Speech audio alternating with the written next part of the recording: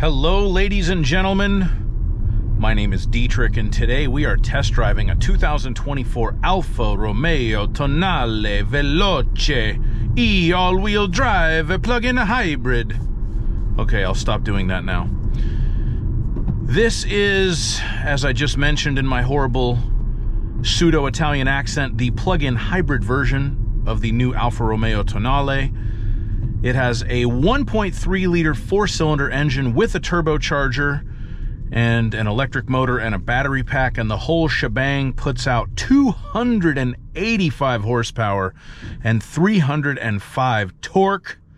It is mated to what they are very proud to advertise as an ASIN 6-speed automatic transmission. ASIN, of course, is a Japanese transmission manufacturer, which is noted for building very high-quality units. 6 gears is relatively low for a $52,000 car in the year of our Lord 2024. And it should be noted that this alleged ASIN transmission was built in Italy, which may negate any possible reliability advantages that were gained from the original design. But with all that being said, the powertrain does work pretty well. It doesn't quite feel like 285 horsepower or 305 torque, but it feels peppy enough. It's not quite the smoothest modern plug-in hybrid powertrain that I've driven. I drove a Volvo XC60 Recharge, and that was certainly smoother than this. Sometimes with this one, you can feel it when the gasoline engine kicks in a little bit more than on some of the other modern plug-in hybrids that I've driven, but it's not offensive. It's not bad. It's just not quite as good as some of the competition. The ride is pretty agreeable. I am currently in N mode, which is natural mode, which is kind of like the normal mode on the DNA drive selector. Let's put it into D for dynamic, which gives it a little bit more throttle response. Make sure the gasoline engine's always on. It does tighten up the suspension, and you can certainly feel the difference. And the handling is a little bit sharper, and the bumps come through a little bit more. So it definitely does what a sport mode is supposed to do, and I like it. I do like driving this car. The seats are very comfortable. The steering wheel is really cool. There's a lot of tactile pleasure to be had from driving this thing. The turn signal is really loud, and it's like an old, even BMW doesn't do their turn signals, but if you drove a BMW from like 10 years ago, how it doesn't self-cancel. But the controls are weird in this car. Like, so on an old BMW where the signal didn't self-cancel, you could bump it the same way to cancel it, which was the better way to do it. This one you can't. You have to bump the opposite way, which then puts you into doing this if you're not careful. And when you're using the adaptive cruise, resume doesn't get you going when the adaptive cruise brings itself to a stop. You have to tap the gas pedal,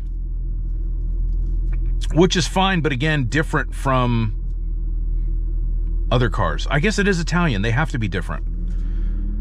You can't be normal if you're an Alfa Romeo. Jeremy Clarkson said that you have to own an Alfa Romeo at some point in your life if you want to consider yourself a true car enthusiast. Petrolhead was the term that he used. I'm not quite sure that this is what he had in mind. Although this is fun to drive, it makes a certain noise, but that's not the soul-stirring song of a 3-liter Alfa Romeo V6 with chromed inlet manifolds. There's a bunch of Mopar logos all over the place with this thing. I'm gonna put it back into natural. And that does smooth it out. I do like a car with adaptive dampers where you can change the shocks, and this definitely has that.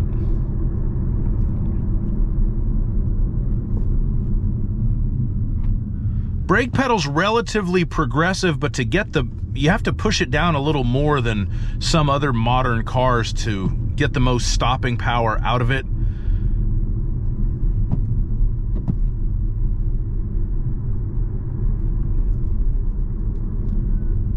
Yeah,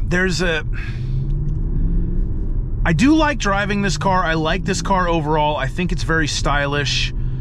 I think it's probably the best looking car in its class. You know, it's competing against BMW X1, X2, Mercedes GLA, GLB, Audi Q3, Volvo XC40. I think this is the best looking of all those. I think that it drives pretty well, but there is this whole, I hate the company name of Stellantis. I just think that's such a stupid name. Oh, we got some music going on. I don't know how that happened. Turn that off before I get a copyright strike. I think that is such a stupid name, and there just is some Fiat, Chrysler, Stellantis, Mopar half-assedness that you can feel in this thing. It's not quite up to spec. It might look better than a Mercedes GLB, but you can tell it's not put together as well as a Mercedes GLB. And they are different cars, but that is one of its competitors, so I'm just picking that one out of the hat because I've driven one recently. I'm gonna give it some power. Actually, not really. That's electric.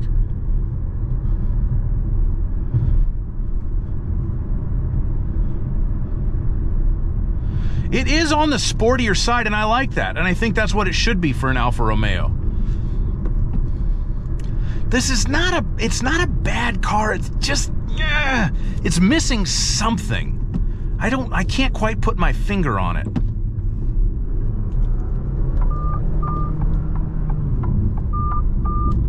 That was the blind spot warning system.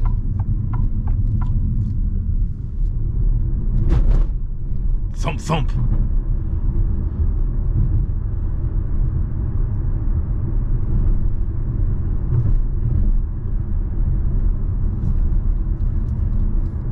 I do really like the concept of a plug-in hybrid. The additional efficiency that's available when you can charge it, but the convenience of just being able to put gas in it.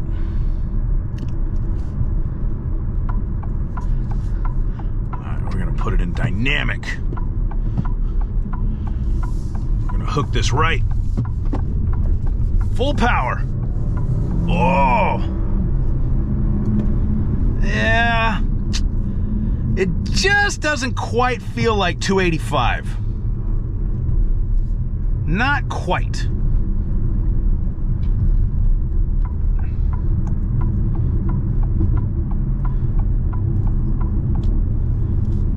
My stupid blinkers again. That's one of those things you get used to if you drove it, but when if you haven't driven one of these and you're thinking about driving one, the blinker is going to annoy you. Just be mentally prepared for that. It's not the end of the world. It's certainly something that you could get around, but now we are in sport mode, and this road, even though it looks smooth, is about to get extremely bumpy. Let's see how this car handles it. Actually, not too bad. I don't know if it's coming through on the camera, but you can't really see it on this road, but somehow it's got a lot of bumps right in that section by the tennis club. They must hit tennis balls over the fence and dent the road up. Thought I was about to smoke a Ford Taurus there.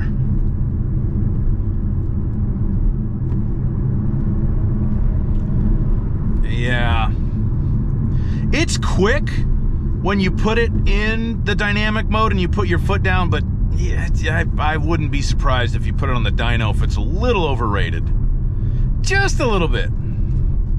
I call it 260 horsepower and 280 torque. That's what my butt dyno says. But I haven't calibrated in a while, so I could be wrong.